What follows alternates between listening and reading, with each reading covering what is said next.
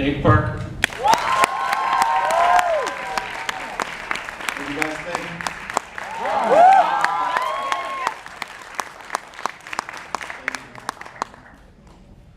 So, a simple physics question, even for a strong young man like yourself, what is the physics in pulling someone up off a balcony? Could you actually do it, do you think? I'm sure I could. I mean, there've been stories of people that flip over cars to save people. I think if I really had to, I think I could pull someone up. Granted, they, ate my Wheaties and.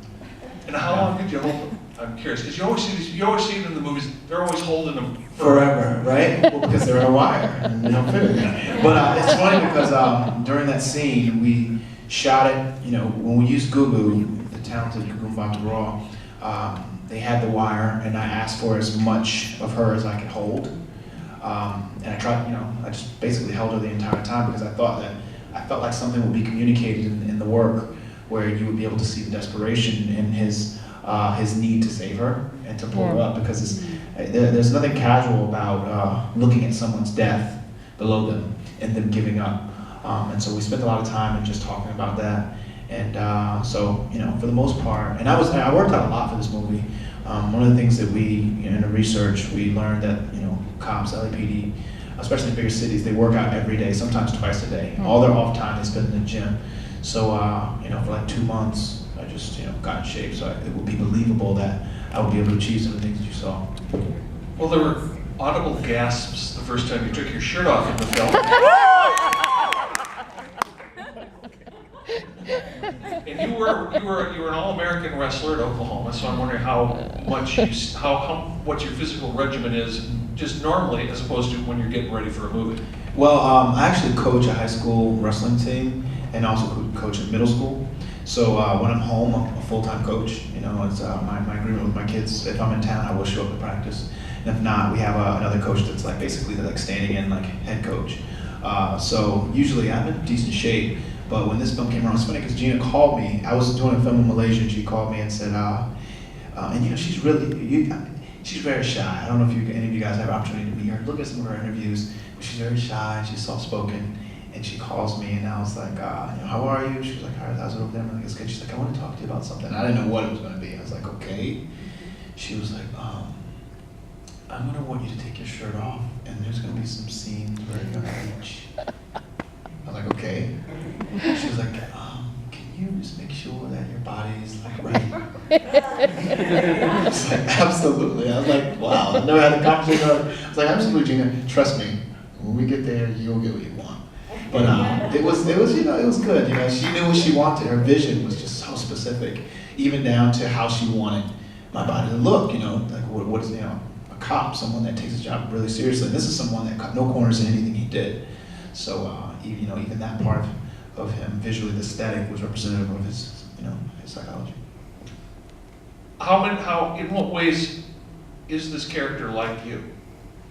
I like to say I strive to be more like him every day. He's well-read. He has a moral compass that he does his very best to abide by, for better or worse. He respects women.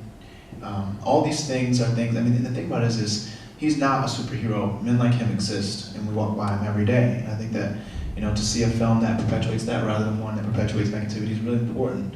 So, I strive to be like him, and I hope that when people see him, for his imperfections and the things that he does well, I hope that they try to be like him. One of the things we were talking about in the lobby is the fact that it seems rare these days to see an actual romantic drama. That romance is always sort of a side thing. It's a romantic comedy or whatever, but it's not, will they get together? Can they bridge these two worlds and find it?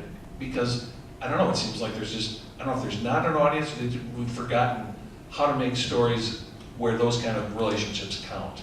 Well, unfortunately, when it comes to our audiences, we have this misconception that they cannot digest things that are complex. So we just try to keep it simple, and we give them the polished version of love or romance or comedy even. It's like, you look at, even something like Woody Allen, why is Woody Allen? It's because even his comedies are complex. And some may say that some of them are dark, but I don't think it's dark. It just makes you think. It makes you ask yourself, what is the environment that they're living in and why? what is a stimulus that they're dealing with. So I feel like with this film, we deal with mental illness, we deal with suicide, we deal with identity crisis, and I think that's what makes it relatable, because people don't come in saying, oh, that's love, I wish I had love. They come in saying, wow, these are the obstacles these characters, these three-dimensional characters have to overcome to get to that place.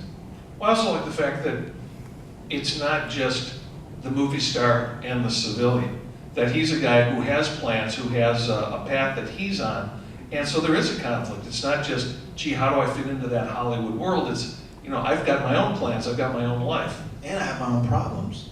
I think that when people say, hey, you saved her, I think they miss a very, very important part or element of the story, and that is that he's also living someone else's projection of what they want for his life. And because it doesn't carry the same negative overtone, it's flies a little under the radar, but I think it's even more dangerous. Here you have this character living, basically he feels in debt, and I can speak to that. I felt like in my life, coming from well below the poverty line, and having people that stood in the gap for me in the absence of my father, and being a single parent household, have my uncle step up to help me.